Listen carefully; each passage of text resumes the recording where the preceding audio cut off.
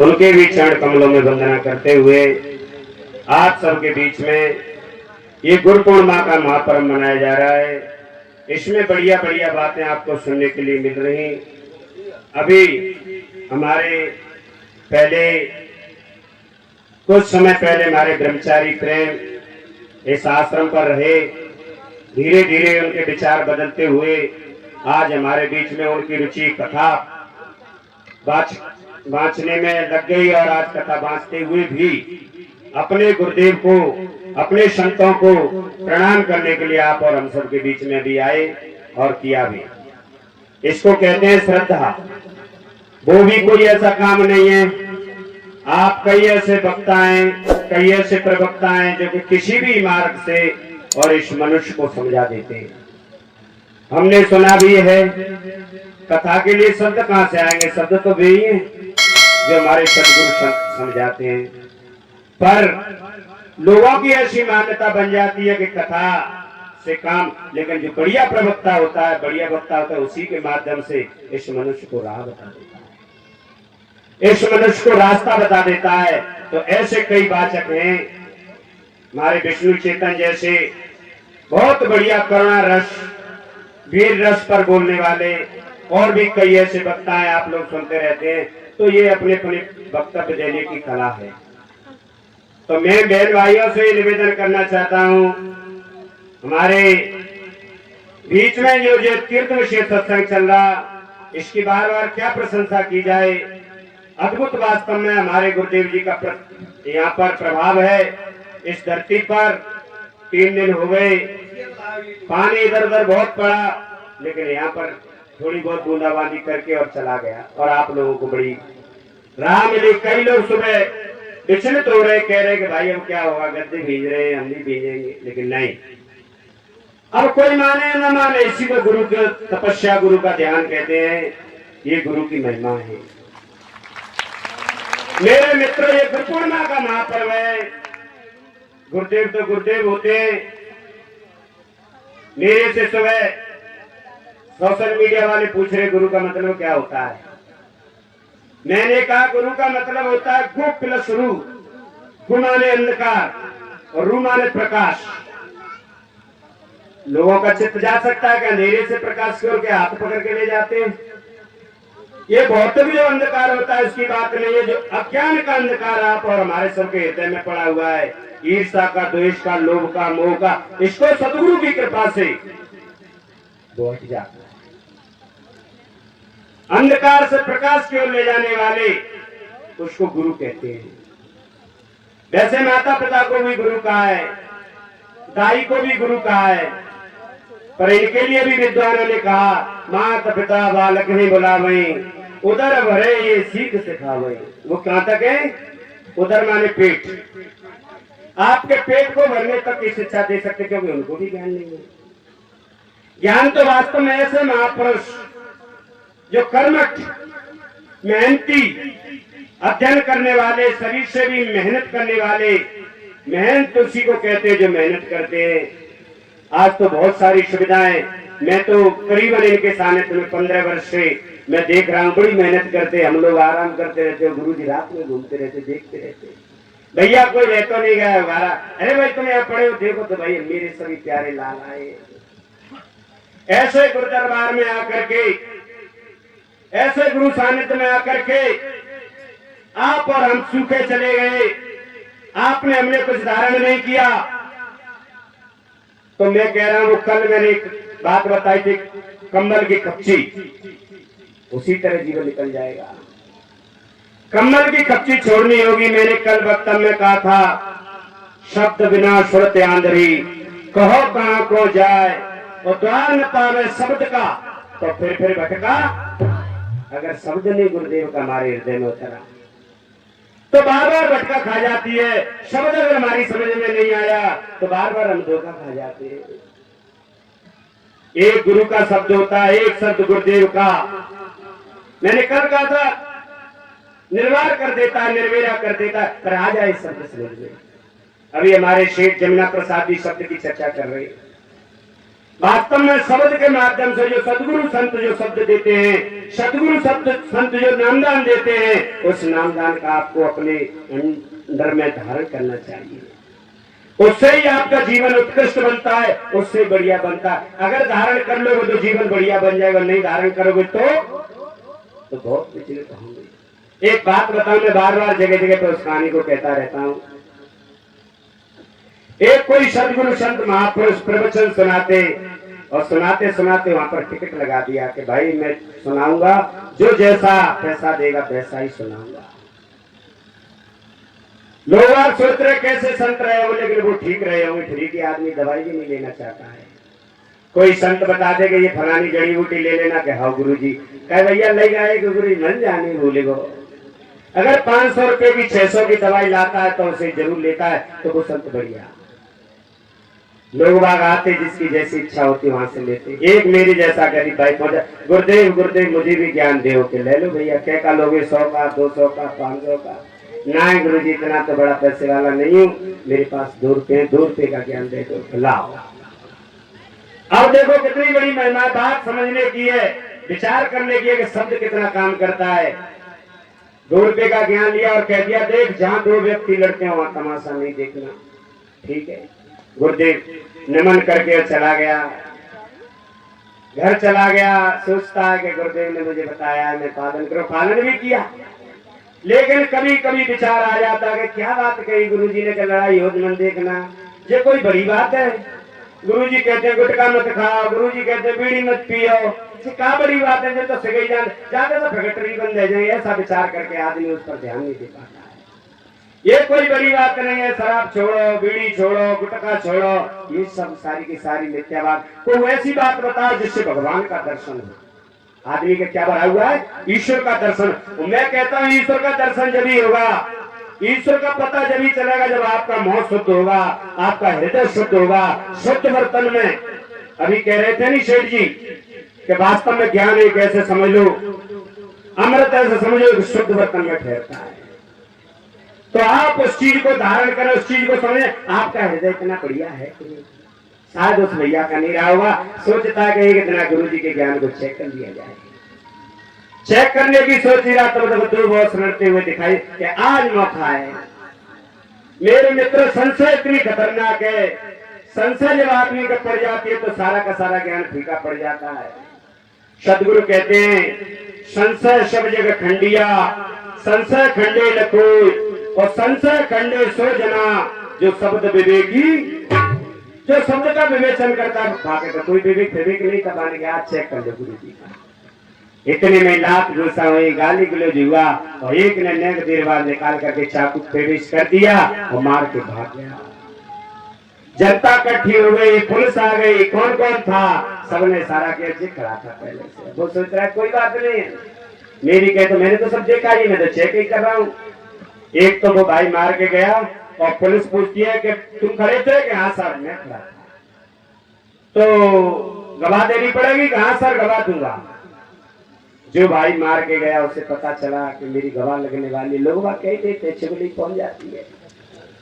मार के गया है कि देख भैया तू पकड़ा जाएगा, ऐसे ऐसे फलाना आदमी तेरी गवाह दे रहा है। अच्छा, तुरंत उसने सजग होकर के चिट्ठी लिखी, एक लेटर लिखा और कह दिया खबरदार अगर तूने सही सही कही तो ध्यान रखना, वो तो मेरे हाथों से मारा ही गया और जिंदा में तू नहीं छोड़ेगी। एकदम बड़ा झटका लगा, पर कोई बात नहीं, हम झूठ बोल देंगे। सोचता है हम झूठ बोल देंगे, ये अपने मन ग्रंथ की बात है, झूठ बोल देंगे सोचने लगा। धीरे धीरे पता चला कि अब झूठ बोलने वाला है। तो जो भाई मरा था उसके परिवार वालों पर खबर पहुंची कि वो झूठ बोलने वाला है। अच्छा, तो उन्होंने भी मीटिंग कह करके कह दिया कि देख हमारा भाई हमारे हाथों से अगर तेने सही सही नहीं कही तो ध्यान रखियो, वो तो माँ भैया तो मरी, वो जिंदा हो तो नहीं। अब तो मित्रों ऐसी कपची बन गई कि कहता है तो मरा और नहीं कहता है तो भी मरा।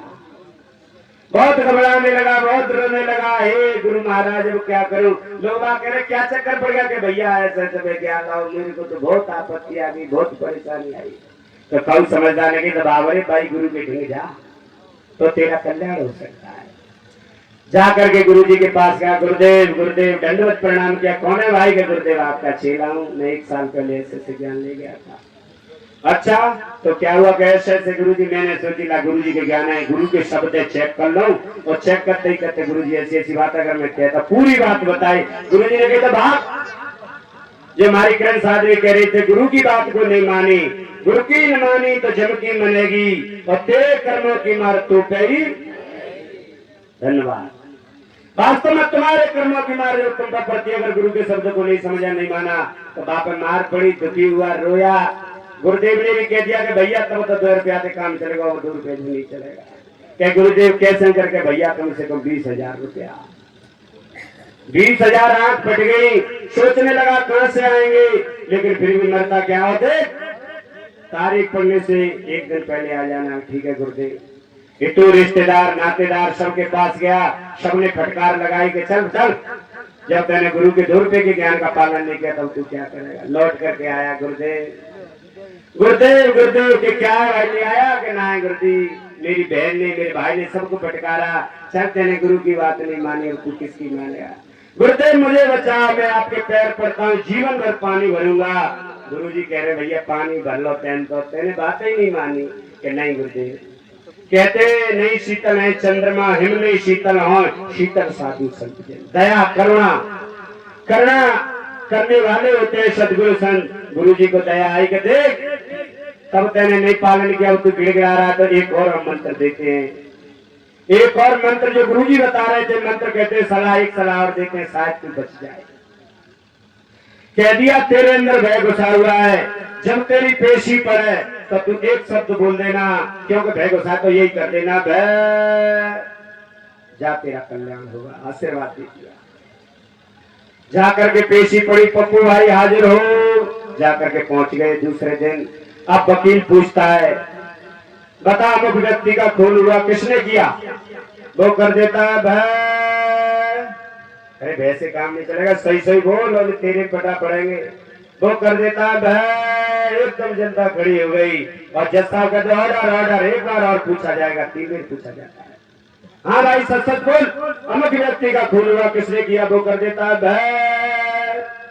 जज साहब जजमेंट देते हैं, ऐसा लगता है कि तो भैया जी बहरा है या जी गूंगा है या बुद्धि से हीन है, गूंगे बहरे पागल की गवाह नहीं लगती, इसको निकालो, कोई बढ़िया गवाह हो तो उसको लाओ। निकाल दिया एकदम, बहुत खुशहाली आई, बहुत दौड़ता दौड़ता गुरुदेव गुरुदेव, एकदम गुरु के पैर, गुरु जी में तो बचे। गुरु जी ने कहा ला 20,000 रुपए, फिर कर देता है अरे बेवकूफ हमारी बिल्लो हम भाई नहीं कर रही है। गुरुदेव एक बात बताओ, आपका शब्द अगर मुझे वहां फांसी के फंदे से बचा सकता है, आपका शब्द मुझे जेल से बचा सकता है, तो ये 20,000 किसने लगती है? तो वास्तव में गुरुदेव की महिमा होती है। मैं कह रहा था गुरु की महिमा अनंत है, बहुत अनंत महिमा है। अगर समझ में आ जाए तो मैं तो अपने जीवन में अपनी बात कहता हूँ, मैंने जीवन में बहुत संघर्ष किए, बहुत आपत्ति झेली, बहुत परेशानी झेली, क्योंकि संघर्ष तो हर के जीवन में, लेकिन साहब जी का ऐसा हाथ बना रहा। कई ऐसे समाज संत समाज के बीच में कई मेरे से भी गलतियां हुई, कई मेरे से भी गड़बड़ हुई, कई कुछ और लोगों ने गड़बड़ करी, लेकिन साहब जी हाथ संभालते रहे। हेलो, जैसे प्रजापति भाई संभालता है, भीतर में हाथ लगा लेता है, ऊपर से घड़े को संभालता चला जाता है। इस तरीके से मेरे पर आशीर्वाद बरसाया।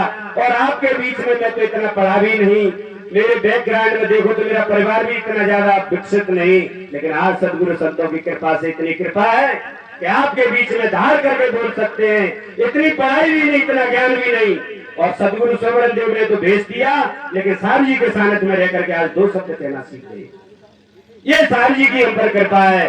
तो मेरे मित्र मैं आपसे निवेदन करना चाहता हूँ, किसी भी बहन भाई को अपने समय को व्यर्थ में नहीं गंवाना चाहिए। मैं तो इनका बड़ा उपकार मानता हूँ, इनकी बड़ी कृपा मानता हूँ कि सारे संघर्षों को झेलते हुए आज भी चित्त पर सारी संख्याएं मिट गई। कोई भी किसी भी प्रकार का विकार नहीं, कोई पूछा तो धड़ाधड़ शब्द के माध्यम से निर्वाह कर देते हैं, नहीं होता तो पूछ लेते हैं। आज हमको बड़ी खुशी होती है कि हे गुरु महाराज बड़ी आपकी कृपा है। तो मेरे मित्रों, ये गुरु की महिमा, ये गुरु की कृपा, मेरे कवि का था गंगा गुरु के वचने मान, गुरु के वचनों को मानते हुए आप अपने जीवन को उत्कृष्ट बनाएं, आप अपने जीवन को बढ़िया बनाएं। जीवन अगर व्यर्थ में चला गया, जीवन अहंकार अभिमान में चला, कई लोग करते हैं। साहब जी, मैं कहता हूँ साहब जी को तो ऐसे ऐसे जबरी हो रही, अरे तो कोई बात नहीं, बहुत सारा जीवन है, कहीं भी तुम रंग लाओगे, कहीं भी अब हमारे गुड्डू भाई मेहनत करते तो लोग बात सब कहते बड़ी मेहनत करते, तो मैं इन लोगों की क्यों बात कर रहा हूँ? ये लोग बड़े कहते तो जैसे करते, लेकिन मेहनत जब करते हैं तो दिल खोल के मेहनत करते हैं। तो मैं अपने भाई बहनों से निवेदन करना चाहता हूँ, सभी अहंकार अभिमानों को छोड़ करके आप अपने जीवन में अगर मेहनत करोगे, आप अपने जीवन में अध्ययन करोगे, अपना स्वाध्याय करोगे, स्वाध्याय का मतलब है अपना अध्याय। हम पढ़ते थे तब कहते थे स्वाध्याय, किताबों को पढ़ते थे, किताब नहीं, स्व का अध्याय। स्व माने खुद को पढ़ना सीखिए, अंतर यात्रा कीजिए। बाहर ही बाहर हमारी यात्रा होती रहती है, इधर उधर हम विचारों को टहलाते रहते हैं, लेकिन विचार लौट करके अंदर में आ जाए, रिटर्निंग होम, लौट करके अपने अंदर में आ जाएं, लौट करके अपने विचारों को देखना शुरू करते हैं, लौट करके अपनी संवेदनाओं को देखना शुरू कर दें, लौट करके अपनी सांस को देखना शुरू कर दें, लौट करके अपनी भीतर के विचारों पर मंथन चिंतन करें, तो आपका हृदय बदल जाएगा। बदलने में देरी नहीं लगेगी। शब्द का ठंडा खुलता चला है। हमारे राकेश साहब तुम्हें दिक्कत तो अपना कांटे जैसे बता जाते हैं। मैं कहता हूँ भैया मैं इतना किताब नहीं पढ़ सकता हूँ। कभी सारी जी ने मेरे से कहा बड़े बड़े अच्छा लिख करके मैंने बीजक को पढ़ा, लेकिन कहीं व्याख्या पढ़ने का मौका नहीं मिला। लेकिन सदगुरु संतों की ठोकर खाते खाते, सदगुरु संतों की कृपा से आज थोड़ा बहुत उनका भी चिंतन मनन कर लेते हैं। तो मेरे मित्रों, आपने मेरे को सुना होगा, मैं सच बता रहा हूँ, मैं किताब नहीं पढ़ सकता हूँ, आज तक मैंने किताब नहीं पढ़ी है जो छोटे अच्छा, लेकिन फिर भी गुरु कृपा से बहुत सारे शब्दों का मेरे पास जाल है, बहुत सारा गल है। इन्हीं शब्दों से धीरे धीरे अपने अंदर के जो शब्द है, अपने अंदर का जो शब्द ज्ञान है, उसे आप समझेंगे। शब्द शब्द भवंतरे, सार शब्द मत लीजिए, कहीं कभी सार शब्द नहीं, धर्म जीवन को जीजे। अगर सार शब्द को नहीं समझा तो आपके जीवन पर धिक्कार है, आपके जीवन पर सदगुरु कबीर ललकार करके कहते हैं आपके जीवन किसी काम का नहीं, अगर शब्द को आपने धारण नहीं किया तो। बस ज्यादा ना कहती हूँ, हमारे संचालक महोदय का इशारा हो रहा है, लेकिन मैंने तो ये थोड़ा सा उनके साहब जी के चरण कमलों में थोड़ा सा शब्दों को बढ़ाया। शब्द तो बहुत होते हैं, महापुरुषों के बीच में क्या बोल सकते हैं, उन्हीं का माल उनके ही आगे आप लोगों को मैंने परसा। मैं तो ऐसे समझो कि पाइप लाने की तरह पानी तो पहुंचते आए रहे और कौन को जाए रहे। आपने पानी पिया और पानी तो सदगुरु संतों से आया। आपने मेरी बातों को बड़े ध्यान से सुना, धन्यवाद है आप सब लोगों के लिए। आप सबका कल्याण हो, सबकी स्वस्थ मुक्ति हो। पर गुरु महाराज की जय। बहुत बढ़िया।